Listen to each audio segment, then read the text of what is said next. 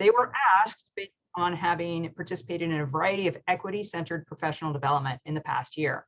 So for example, many of the panel members attended the National Conference on Race and Ethnicity, so NCORE. Many of them were at the California Community College Racial Equity Leadership Alliance, or have attended one or more of the equity summits or trainings at SMC. So in other words, they have had some considerable professional development around equity-centered teaching and learning. And now they're going to share some of these, their personal professional development opportunities out with the faculty at large. Because often the learning that we get from these professional development opportunities is very insulated, as in the people who get that opportunity learn a lot from it, but we don't all get to share and discuss how that impacted your teaching and what worked for you and what didn't. So we really want to change this as a college community to doing what Jamar did this morning, really sharing out sessions on a regular basis as part of professional development. And just to set expectations, as part of sharing out, that means being vulnerable and potentially sharing out not just your successes, but also your fails and how you think you could change things, or how you have changed things to potentially have that work better. So each panel participant will have about 5 minutes to share what they've learned or implemented. And then we're going to have a brief Q&A specific to that participant's informal presentation. And I've got a list of participants, so I'll just be helping the conversation go along, but I'm not actually presenting myself. We are starting with Redelia Shaw. Hi, how is everybody today? Lucky me, I go first. So Redelia, you are. Am I still muted? Can you hear me? Awesome. Okay, so I'm gonna share my screen with you guys, and you may see a little bit of my desktop, but don't judge me. Okay, so I teach in the media production program, and my program is very oriented around groups working together and a lot of different people coming together, working in groups. And with that, with the diversity of people that are coming together in my classes, sometimes there are microaggressions and things that make people feel uncomfortable in spaces. Since the pandemic, I've had to go from this kind of situation to this kind of situation, which has been challenging, but the students have also been working on projects in that time frame as well, which has been really exciting for them to do projects while they are at home, quarantined away. But what I've been doing since I've been an instructor at SMC is, as an instructor of color, I have been microaggressed a lot in the world, on this campus, just in various situations, it happens.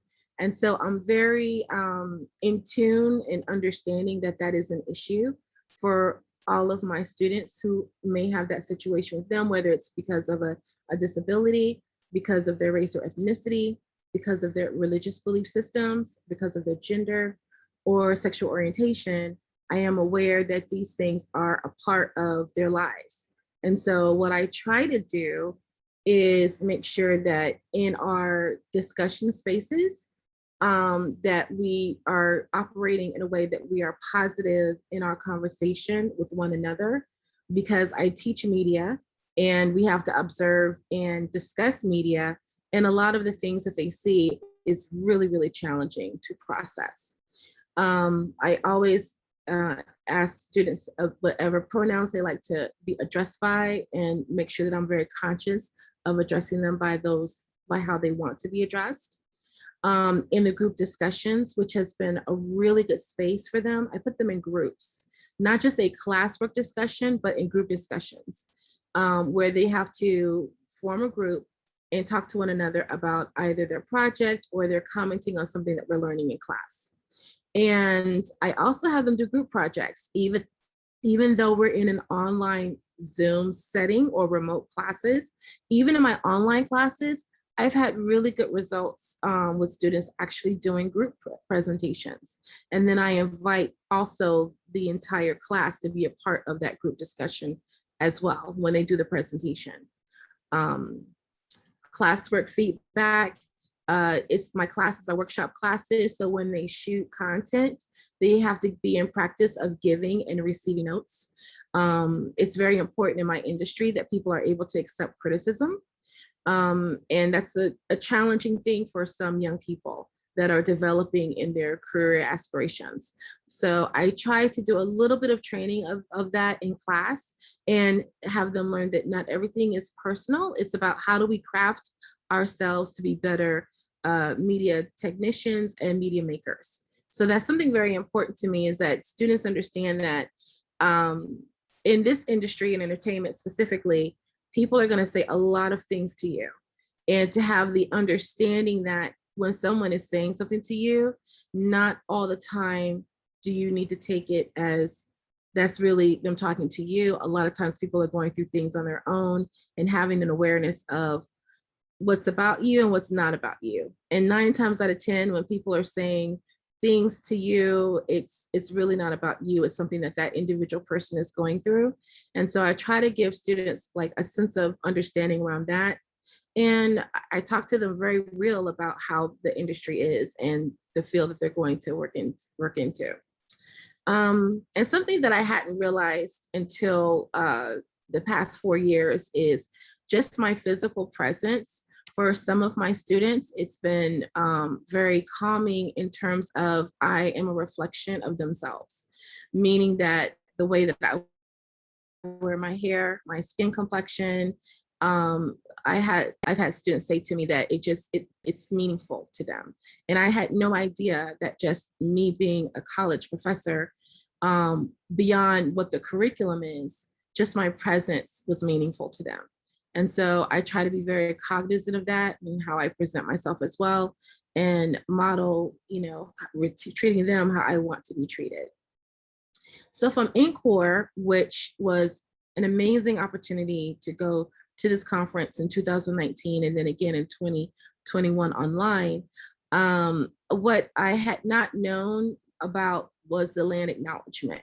And I loved how they started every session with that. And that is something I'm definitely going to be incorporating in my classes this upcoming semester. It is definitely a way to pay homage to the Native Americans, who this country was theirs, and we came in and took over in a sense to where it is today. And there's still a lot of devastation in that community, in many communities of color, not to mention my own. And we saw how George Floyd and how that impacted our nation. And also I came away with a lot of tools for awareness for myself. Even though I am a professor of color, I have to be very cognizant of if I am microaggressing someone else. And that is something that I, have a greater awareness of. As I had one semester where we were talking about some very challenging things, and in the Media 10 class, where we talk about gender, race, and class, and a student had a really hard time with the subject matter. And I just listened to what she had to say, was very patient with her, acknowledged, if I did anything that made her offended her, and correct that in the moment when those things happen. So just greater awareness of that. And that's it. I'm trying to stop sharing my screen, but it's like my computer has jammed. So I hope you guys heard that. We definitely heard that. So if people want to ask a question, it'd be great if you can raise your virtual hand. I actually raised mine because I had a question, Redelia. Okay. And then I'll see if other people have questions.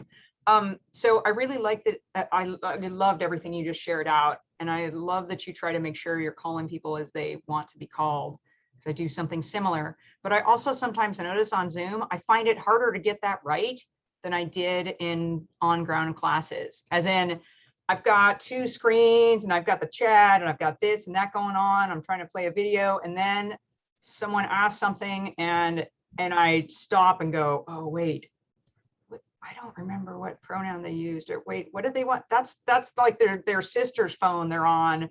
What do you do in that moment when you're like, I'm not going to be able to address them the way I know they want to be addressed because I don't remember right now.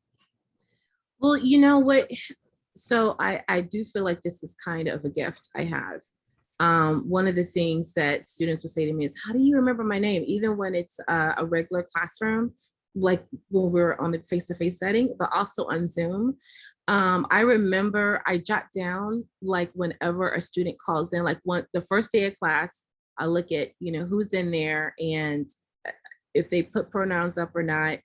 But if the next time they call in and they're from somebody else's phone, because I try to get interaction from every student in class, even the ones that you never see their screen and they don't talk up in class. I really try to make a point of making sure that every student knows, I see you. I mean, like I know you're there, and I want to make sure that I hear from you. So I jot down if they're, sometimes people are in different technology situations. I try to make sure that I remember every student in every single class because they really want to be seen. And if I have to make little notes, I make little notes in the note field in Canvas next to their names. So on my end, I can see that and to make sure that I, try and be correct when I address them all the time. And if I make a mistake, I apologize immediately. I am so sorry. My bad. I'll get it right the next time. Even when they have challenging names, I try to make sure that I do my due diligence on pronouncing their name. I have a challenging name. And I always say, I want to call you what your mama named you. Like that's what she wants you to go. And also what you want to be called. So I try to get that established on day one. Thank you for that. Thank you for that. I know there are 2 questions here, and I want to make sure we have enough time for all panelists. So let me take one question, and I'm going to take Mario's question because it happens to be on top on my list. Okay, I can't see anything, so go ahead. Hello? Mario, you're muted. You're muted, Mario. Thank you for that presentation. It was nicely done and really appreciate it. As a Latinx instructor, I often start my classes when we have this kind of discussion in general, especially my English 1 class. I often ask them, well, what do we, how does it hurt society to recognize and to be inclusive? I mean, I force them to think about, well, what is the problem? You go, oh, now I got to use pronouns, or now I got to recognize this person. Now we got Native Americans, and now we got this. I also said, well, just turn that around. How is it hurting you? Tell me, how is it just that it pisses you off that there are these different diverse categories that, yes, more and more over the last 50 years have been recognized, but how is that holding you back? Tell me that. And they can never get, well, there might be a few Anglo students who will say, well, they took my chair in school or something like that. But that's such an old answer now that it, but anyway, and oftentimes I find that they just don't have an answer. So right. And another thing, in definitely one of my classes, my gender and race in media class, where there's the conversation around white people, white students and scholarships and college access. And I always like to give facts and information and data so that people have an understanding of, well, media may represent things one way because this is the news story of the day. But as long as you're giving factual information on why these things are important and how they came to be, then students seem to be like, oh, I never thought about it that way. And especially when we can have a discussion around that, it tends to quiet that kind of feedback. I haven't experienced that yet, honestly, Mario, in any of my classes, but I can understand the challenge of that scenario where some people are not understanding the value of inclusivity. I think that's something that we all need more training on and more understanding on, which is why, you know, decolonizing our curriculum is important. Making sure people are aware of how diversity helps us instead of hinders us. I think it's really, really important. And also being equitable, making sure everybody is getting what they need. And I am talking way too much. There's more people on the panel, so. Thank you so much, Redelia. I was just going to say, I know we have another question, but I'm going to try extra questions I'll hopefully get to at the end, but we need to go to Sheila because she also has something amazing to share with us. Sheila. Hi, so that was really wonderful presentation, Redelia. Thank you for sharing. I teach it with her over at the Center for Media and Design. She is an amazing role model over there. Hi, I'm Sheila Cordova. So just like I said, I teach at the Design Technology Department. Redelia and I actually have a little bit of overlap, so I'm gonna have to edit a little bit as I go here. But something that came up fairly frequently in the NCORE was to promote equity and diversity in the classroom was this idea of creating community so that quiet voices can be heard. Our African American and Latinx students are often the quiet or unheard voices in our classrooms. So how do we create a space of empathy and trust to build this community? One way to do that, so Redelia was great. She went over a number of things and I was going to kind of focus on a couple, but one way to do this is through establishing norms that promote inclusion and open discussion. So in the past, I would put together a set of rules that were intended to make the class a safe space for feedback and discussion. So I had really good intentions. My students would give presentations, and just like in Redelia's, there's feedback when you do presentations, and that is a scary and intimidating situation. It's hard to stand up in front of people, and it's really hard to give and receive feedback.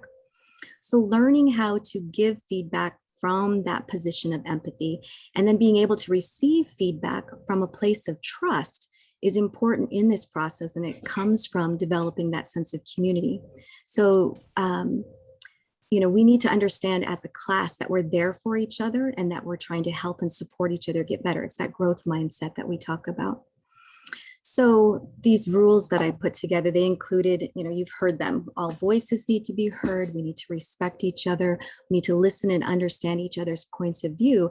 And I post this, and we would actually have some good discussions, but it wasn't full, and there were some misses because it wasn't really reflecting the intent of the rules themselves, the rules that I had established, because I had established them. It was just one voice being heard. It wasn't the class.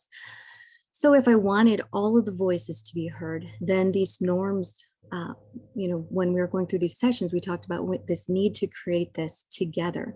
So not only is this giving the students a voice in the class, but it's also giving them an opportunity to talk about possibly, difficult situations or painful episodes that they might have lived through that we can discuss and find ways. It gives the students a chance to also come up with a solution, and even better, it gives the class a chance to think about how to solve that and maybe a better way to go forward.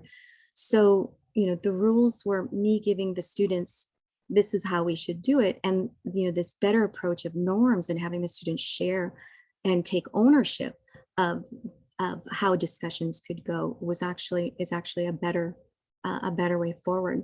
So, and establishing those rules and having that visual representation of them lets the students know that they're being heard at the same time. So those norms, a really good tool is to revisit them throughout the semester. First of all, it's really easy to miss things that first go around, right? But it also helps the instructor as a tool, or it would help me as a tool if there was a situation that would come up in class that someone's feelings were hurt, or I might have noticed that someone got very quiet and maybe I don't understand why. So if we revisit these norms, then it gives the students a chance to maybe discuss what they're feeling and how we could possibly change a few of them. and make adjustments. But also I think it helps with when you're not aware of something going on, and if that situation would come up a few times, not aware of something that either happened in another class and carries over into yours, or happened in your class and it was in the background and you didn't see it. It gives an opportunity for those to come forward and hopefully create a better sense of community. So establishing the norms in a way that helps the students become part of it. And then, like Leo talked about this morning in the video, it's forming those small groups. And if you keep those similar ones, that's actually a really good strategy for forming little groups of community. And then we have focused activities similar to what Redelia was talking about. So when you're in those small groups, I'd have them assign themselves roles. Who's going to be the person who does different activities, reporting out, taking notes. But one of them is making sure that everyone has their voice heard. And it does, one, it's reiterating that it's important that everyone is listened to, but it also gives the student a chance to kind of sit back and observe and start to realize when people are either not comfortable talking, or they might be, someone might be interrupting them and talking over them. So it gives them the opportunity to see that these things are happening and become more aware that that's an issue, regular issue usually, and to take steps to become better, better peer and a better community. So. Thank you for that, Sheila. That was really, really great. I'm gonna go ahead and go on to Kas right now. Kas, do you say Kas or Kas? Kas. Kas, thank you for that. Sure. Thank you. Thanks for this opportunity and hosting this panel. It's just fun to hear our colleagues and again, connect as our community.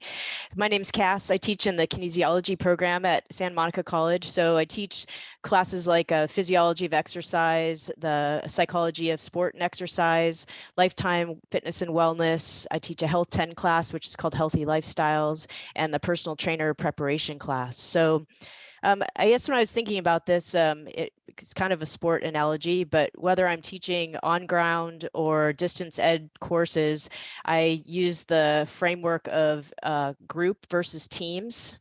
And so a group would be, a bunch of individuals, contributing here or there, not necessarily connected. But when I think of a team, we've probably all been part of some type of a team. There's a sense of investment and in common purpose and creating connection in that framework. So how do I look at myself as a facilitator for whatever class I'm teaching, and it's not just the content, but how am I facilitating opportunities for this to happen? So a couple examples would be I focus on in the Sheila mentioned continuing the fluidity of this connection throughout our whole course, if it's a semester long or a 8-week course. In the first part of the course, I do a lot of social and task cohesion type of activities. So social cohesion would just be the little things like in the discussion, we do a sound bite. So they share whatever their theme song happens to be going into the semester. We do a later sound bite at the end to say how they're wrapping it up. And then they look at the two and they share in their discussion on a discussion board or in class, how that's changed, what has sort of informed that shift in their rhythm, so to speak. So that would be a social cohesion. Or if it's an on-ground class, I'll do something like building the tallest trophy. Like each group gets, a bunch of raw materials like paper and tape and scissors, and they have a certain amount of time and they plan first and then they execute their tallest trophy. And then we talk about it. We talk about, what the roles were like, how their process was, how much time did they spend planning, how much time did they spend doing, and kind of debrief that. So that would just be a social cohesion type of activity. Then task cohesion, oftentimes I work to weave into the content of the course. So for example, in the psychology of exercise and sport, even in the personal training class, we talk about communication, both verbal and nonverbal communication skills.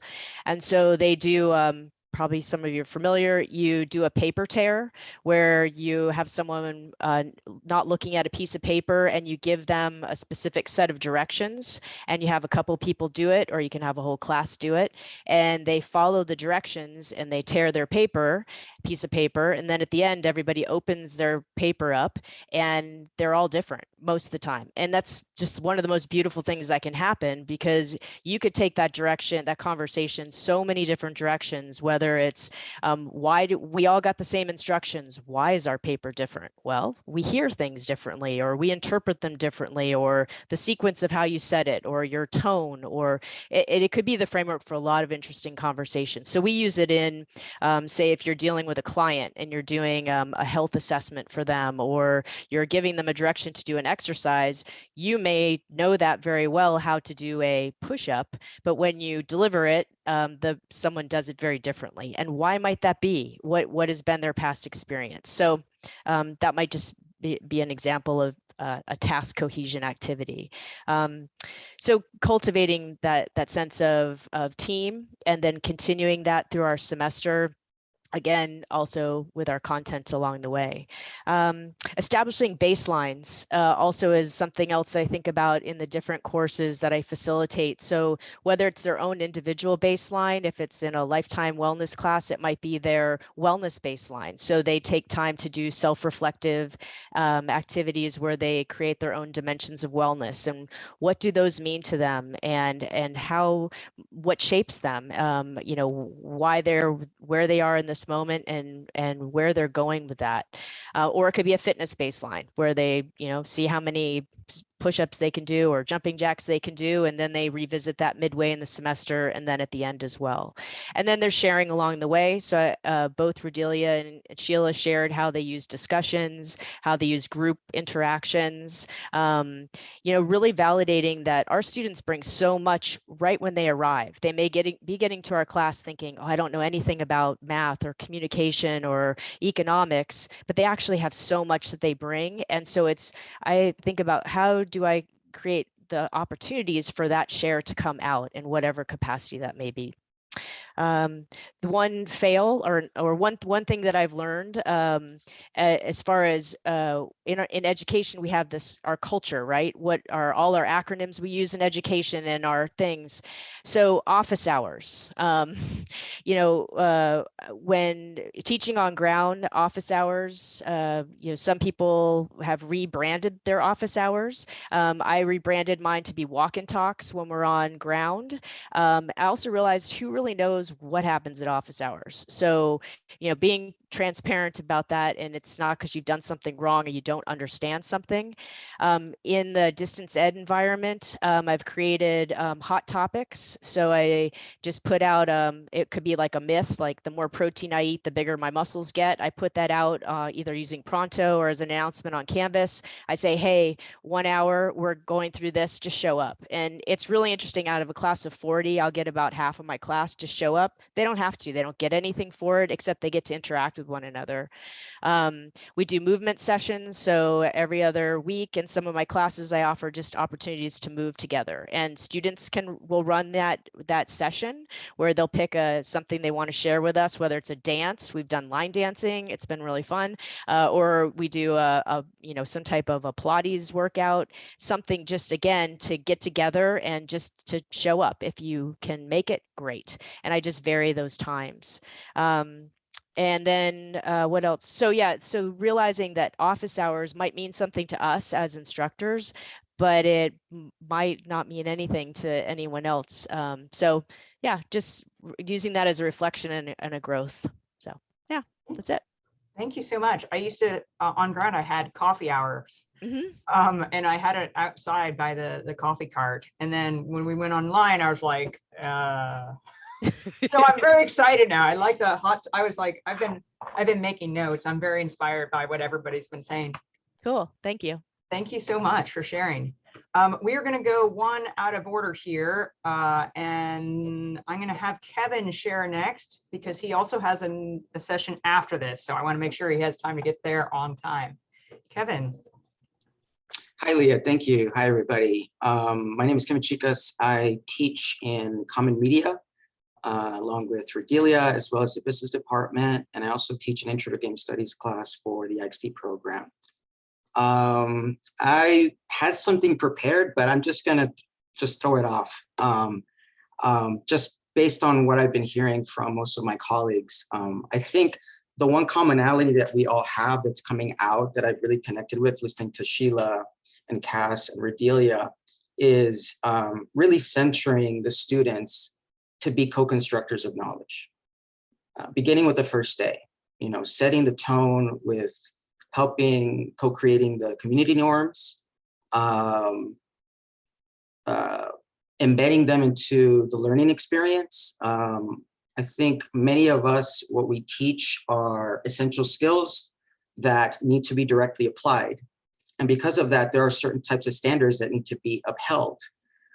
So, thinking about how we go about teaching, especially for myself, dealing with differential learners coming from different places, you want to be able to investigate and find out what they already know and what they already can bring to the classroom. So for me, if I'm teaching online, I'd like to give a pre-assessment for a survey questionnaire during the first day of Zoom. If I teach a synchronized class session, which I've done, you can do that questionnaire verbally with call and response. You can also kind of redesign the Zoom environment in order to encourage communication and build community. So one of the things that I often do in my classes, especially since I love to lecture and I miss teaching and just missed having that experience in the on-ground environment, is just taking things and sort of finding a new function for them.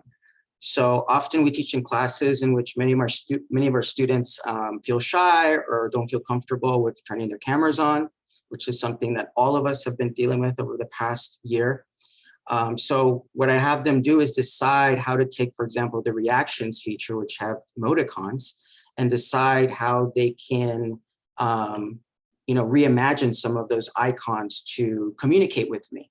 Like, if they like a point that a classmate made, if they have a question, if they have a point to raise, those little things make a difference to get them engaged with that online remote experience. The biggest challenge, of course, for me as a practitioner, which has been the most difficult thing, is I always emphasize project-based learning in my classes, very much like many of my colleagues. Just jumping off the things that Kas does in her classes, it seems that she really makes an effort to put students into teams and have them work together. Something that I do in my intro game studies class. The first thing that I have my students do is, when the CMD was open, is I would have them play a game, a physical game. We would actually go outside the CMD, find a space, and we would play a game together. And the game, the emphasis of the physical game is inculcating the idea of interdependence, that everyone is going to be working together for a common goal. So think about it from your perspective as a practitioner within your area of expertise. Take an existing exercise, an existing activity, and retailor it and refinesse it to try to see how you can learn about what your students already know and how they ought to depend and lean on one another so that they can all succeed. And that is a very difficult thing to do. You're going to fail a lot. You're going to make a lot of mistakes. But, as all of us are resources, so you can always get in touch with us if you need ideas on that. And you're always welcome to get in touch with me. And I can share what I know. It's always helpful to use ourselves as a shared resource. And the last point I want to make is the importance of microaffirmations in teaching. It's something that needs to be highlighted and centered more. We often talk, as Redelia extensively talked, right, about, dealing with the conditions in the classroom and the climate where we have to be sensitive and attuned to what we say, how we engage with our students, how our students engage with ourselves and with each other. But there's always a value in making sure that you try to support every single student, whether it be on the physical classroom, on the physical campuses, or in the digital environment virtually. You can do it via email, you can do it via Canvas, you can do it via discussions, you can do it by taking those students and meeting in another space. And my classes are media on media. Like we often will meet on Discord, which is a micro community. We'll meet on Twitch. There's many platforms that you can use to try to build community apart from that canvas shell. So don't be afraid to experiment and ask the students, like, what do you use? What are you using? What are you learning in your other classes? Be inquisitive. Let them know that they matter, that you care about their journey and what they're learning. And, you know, connected to microaffirmations, it has to come from a truthful and honest place. And if you set the tone from the beginning, where you are honest and transparent with your expectations, with the standards that you want them to meet, but also for themselves, right? And keep that continuous, you'll help bridge that gap. And that's so key. Thank you. Thank you so much. We do have a question here, Kevin. Sure. Jinan, I don't know how to pronounce your name correctly. You did it correctly, it's Jinan.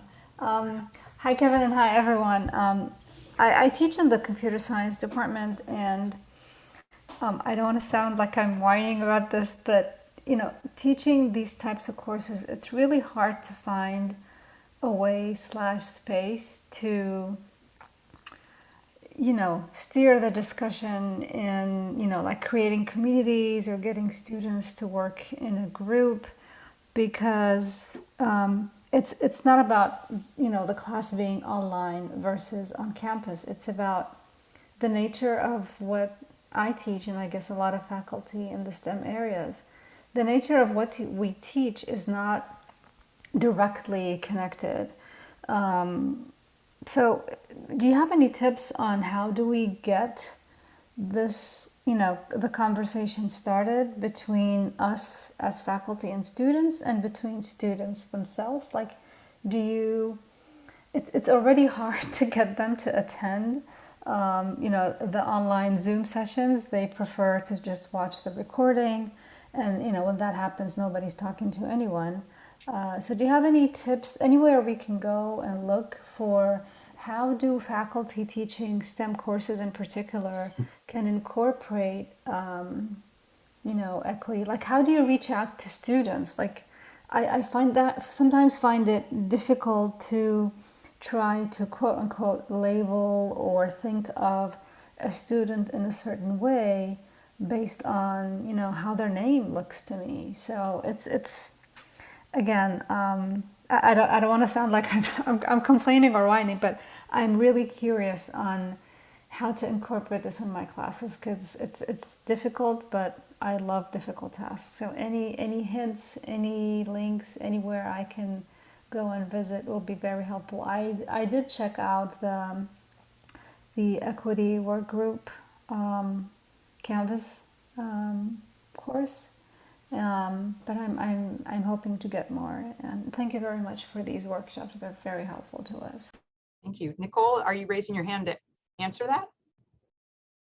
I am. I'm raising my hand to respond. Yes. So I don't necessarily have a direction of resources for you, but I will share what I think may be at least peripherally related to what you're asking.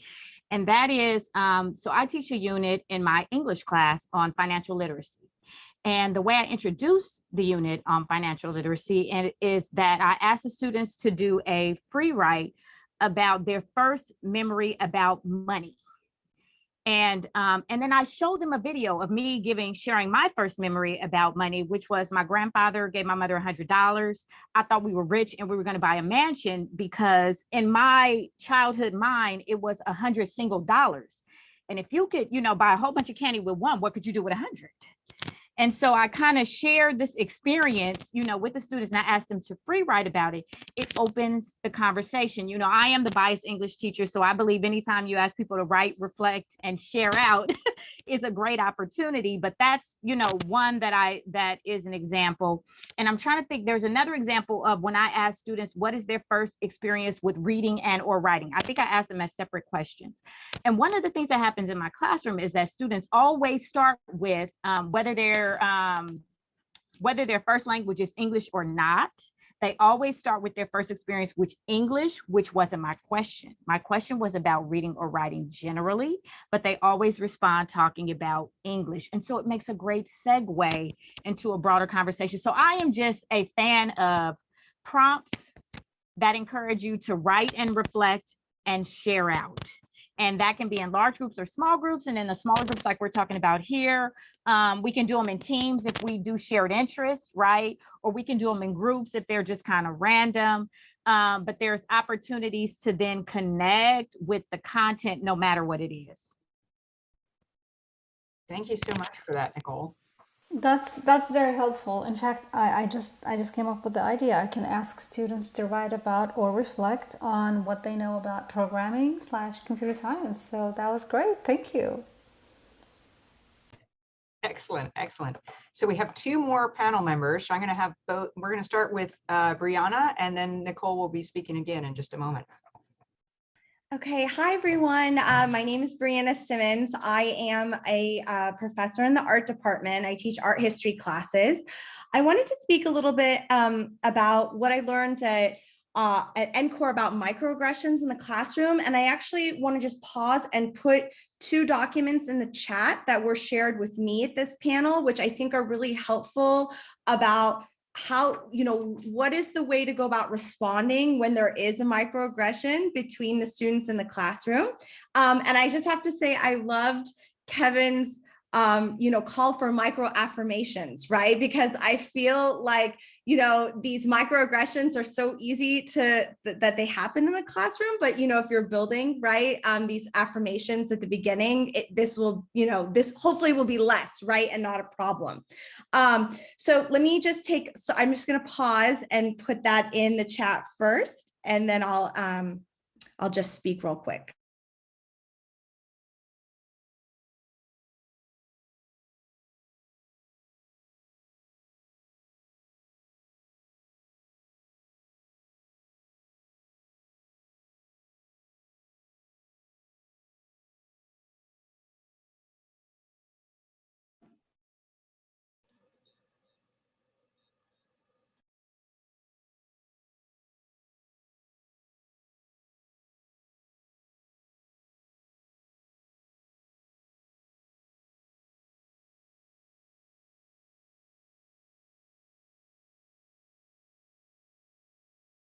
Okay, so there should be two in the chat responding to microaggressions and addressing microaggressions in the classroom. So there's two PDF documents that you can then pull off. And what I like about these is, sometimes, you get flustered, right? Like for me, I'm very aware, and I tell my students, I am aware as a white professor, right? What my sort of role is in reinscribing this hierarchy of academia, right? Like the white professor standing in front of the classroom, giving out the knowledge, right? And so we're reacting against that, right? With this community building and knowledge all together. But I thought I just would share an experience I had when I was just starting off teaching. This was before SMC. I was an adjunct at Cal State Northridge. And I'm going to show you the image. I'm going to put it behind me here. So I teach African art as one of the things that I teach. And so I had this sculpture up on the screen, and something that we talk about here, I think I should have put this in an image, but it's an abstracted form. It's actually a female form, and the head is very large, which symbolizes the importance of wisdom. This is from the Ashanti culture in Ghana. So the value on women as holders of wisdom, as mothers, elder women in the community, right? This knowledge that they have. So this is an abstracted female form. And so I didn't tell the students any of this. So we're just kind of freely talking about, what do you think this means? Describe what you see. And this one white student raises his hand and says, oh, the head is big because Black people have big foreheads. And I just froze. Like I had never had a comment like that before, like a stereotype said in front of the whole class.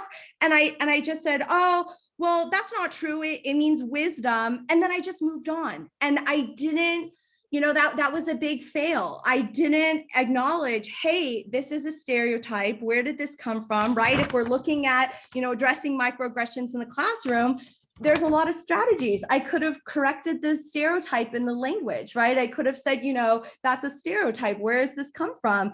I could have, asked for a response from other people in the class, right? Like, where is this coming from? Have you seen this stereotype in media, right? And I could have asked for further clarification. Well, what do you mean by that? So, I'll always remember that as just like this moment where I just didn't have any tools to say anything.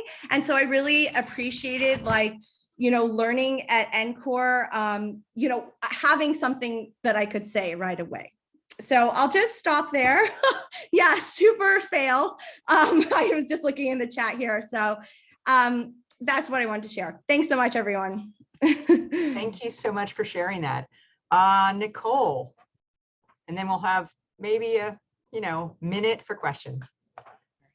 Okay, I too had like an organized presentation with slides and everything because as most of us here, I'm quite a talker and I was trying to stay on task. But I do want to respond to what some of my other panelists said sort of right out. So Redelia talked about her presence on the campus and in the classroom and how that how the students are impacted by that. This whole concept of representation matters. I have to say, one day, right before the pandemic, I was walking out of the English department office. I work in English, and there was a man with who I believe was his daughter, and she had to be about 5 years old. And I had my hair in its natural curl pattern and these really big braids. And the little girl looked at me and she said, "I love your hair." And I looked at her in the eye and I said, "And I love yours too." She had a beautiful apple puff on top of her hair.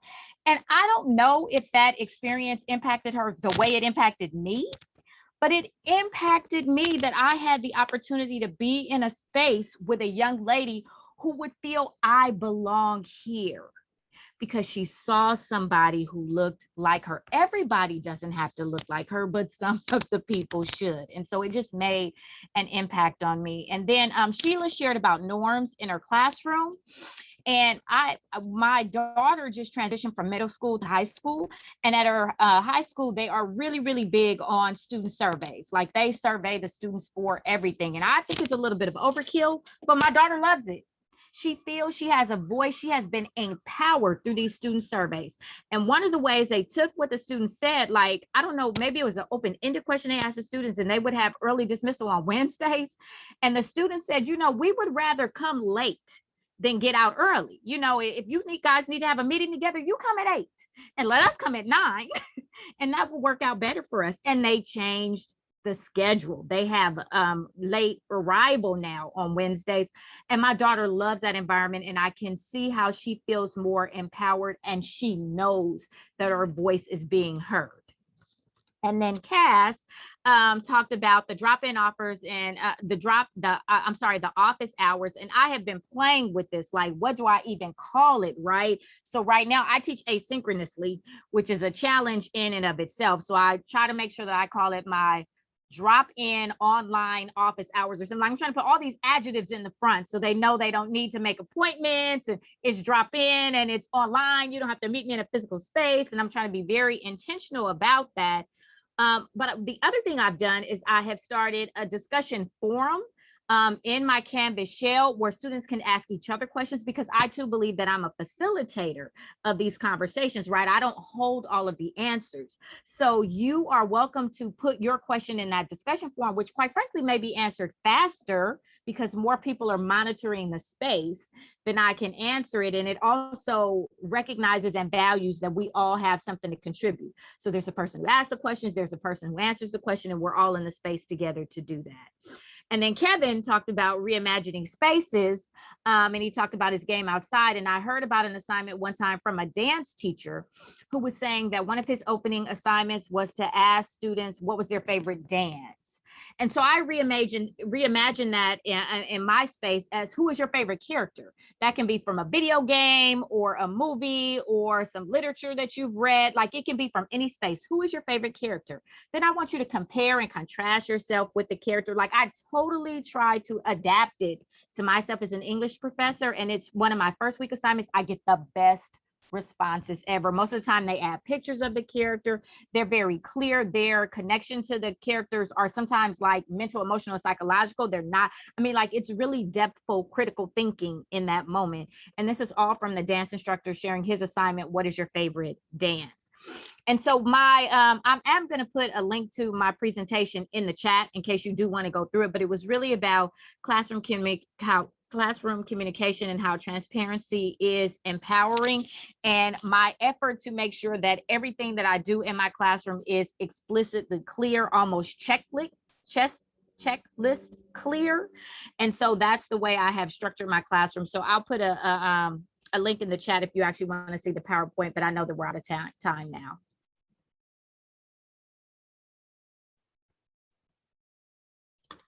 That was very inspiring, Nichole. I got very excited. Thank you. So as you pointed out, we are out of time, and this session might just like stop randomly. But if anybody has any questions before that happens, we could take maybe 1 or 2 questions. Redelia, it looked like you had your hand up and then it disappeared. No, I was just clapping for Nichole. Oh, great. Oh, I just said that's why it looked like it was up and down for me. Sorry.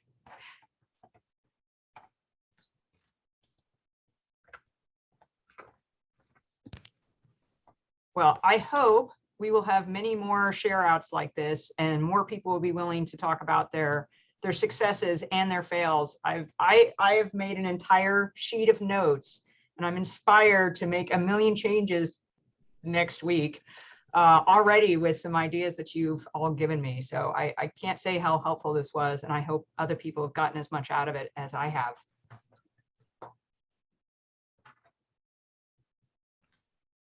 Yeah, thanks to everyone.